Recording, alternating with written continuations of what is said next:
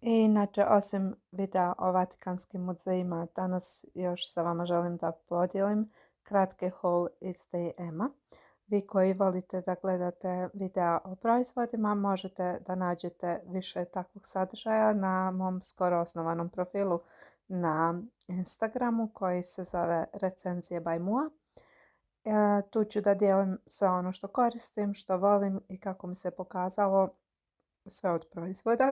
A šta sam to danas u DM-u izabrala i o kojim proizvodima je riječ, vidjet ćete već u sutrašnjem videu jer ću i to podijeliti ovdje sa vama.